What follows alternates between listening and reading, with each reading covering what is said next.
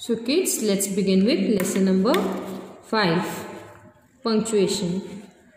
Punctuation is the art of putting in correct marks or stops in the appropriate places while writing so that the reader gets the correct meaning of what is written. So kids, till now you have learned lots of punctuation marks, isn't it? You all know why it is important, because with them, if the punctuation marks are put properly, then it goes easy for the reader to understand the correct meaning of what is given in the book. Understood, students? Now let's go through some of the important punctuation marks. Some important marks of punctuation. So the first one is the capital letter. See now kids, no punctuation mark is given. Okay, it is only punctuation. The capital letter. So the first thing for punctuation we see is that whenever we are using starting a new sentence, to begin a sentence we use capital letter, isn't it? To begin a sentence we use capital letter. Can you see here? They have given us few examples. In that they have written a sentence. The boy was as happy as a lark. Lark is a bird. Okay, now see here students. The sentence is beginning with the and T is written in capital. Understood students? Okay, punctuation is done here.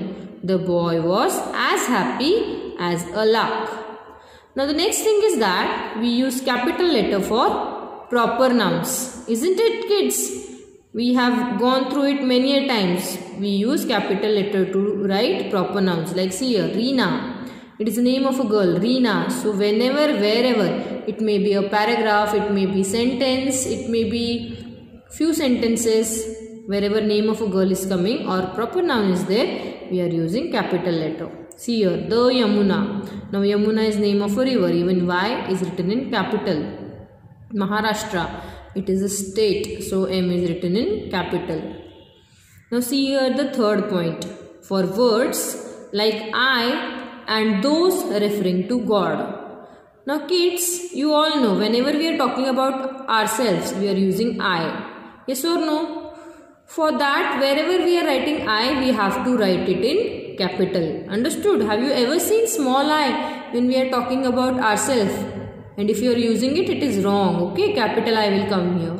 See here, I know that, and also when we are using words which refer to God, okay, which are about God. Understood? See example, I know that God will help me for He is all merciful. See here, He, H is capital, He is referring to God. Understood? So H is capital here. Now kids, the second punctuation mark given here is the full stop. Okay kids, can you see? We use a small point. Can you see a small dot to show the full stop? Okay, it is called as full stop. Okay, so dot is the punctuation mark used for full stop. See now, where we use it? At the end of assertive and imperative sentences. Students, we have learnt what are assertive and imperative sentences. Understood kids? So we use a full stop at the end of imperative or assertive sentences.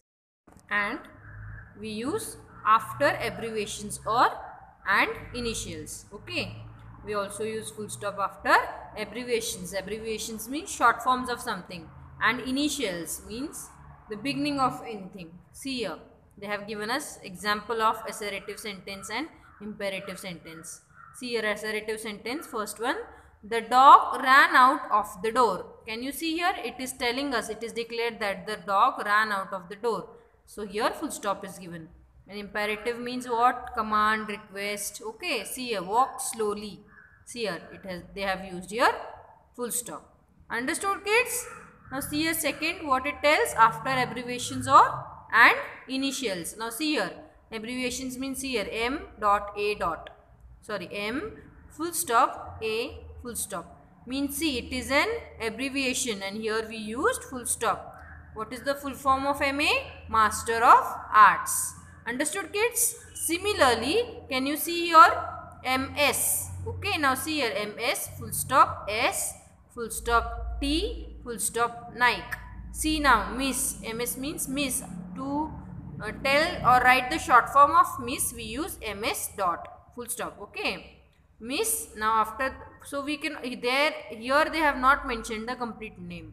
Okay, complete initial. So they have used here full stop. Again, middle name is also not written completely. So they have written the initial and they have given the full stop and Nike. So kids, this way we use full stop. Now we will see the next punctuation mark, that is the comma. See, what is the punctuation mark used for comma? Yes. So we use a comma to mark off a quotation from the rest of the sentence in direct speech. Okay, whenever we are using direct speech and we want to show or we want to mark off quotation from the rest of the sentence, we used comma. Can you see here? They have used here also a comma. Let's see the example. Cinderella said, I have lost my slipper. Now students, can you see here? Cinderella said, I have lost my slipper is a complete sentence. Okay. But now they want to mark off the quotation. Quotation means what? What she has said. I have lost my slipper. Okay. Now see here. So they have marked off the quotation by using inverted commas. Can you see here? See here. They have shown the comma and then they have shown the quotation. See here, Cinderella said. After that they have used comma here. Can you see here? To show the mark of the quotation from the rest of the sentence in a direct speech. Understood, kids? Now secondly, we use comma to separate clauses in a sentence. Now clauses means what? Clauses means a group of words which contains verb. Usually it contains verb in it. See here, for example, the policeman met the shopkeeper. Can you see here? Met is the verb used over here. So to separate it out from the sentence, they have used the comma. See, the policeman met the shopkeeper, but he wasn't the thief. Now can you see here? They have used here comma to separate the clause from the sentence. The policeman met the shopkeeper. After that comma is used and then but he wasn't the thief. Next. Thirdly, we use comma to separate words in a list. Isn't it, kids? Many times we make list and there we have to separate out the words, and that time we use comma. See here.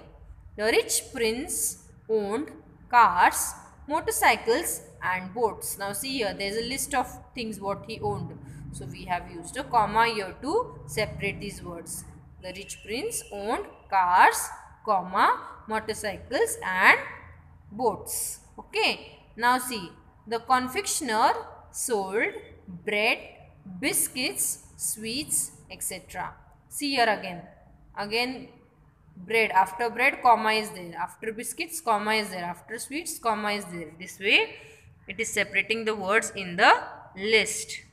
Understood, kids? Confectioner means seller, someone who sells something. Understood, kids?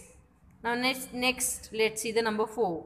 To separate nouns or names used to address someone from the rest of the sentence. Okay. We also use comma to separate out any noun or name of any person which we used to address someone, to call someone, okay, from the rest of the sentence. Now see here, number 4. Priya, can you pass the salt please? Now see here, we have to separate this name or this noun from this sentence. So we have put a comma over here. Priya, comma, can you pass the salt please?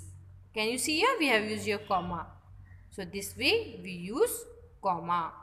So kids, your today's homework is that you must go through all of them properly and read it loudly once. The remaining punctuation marks we'll see in our next video. Understood?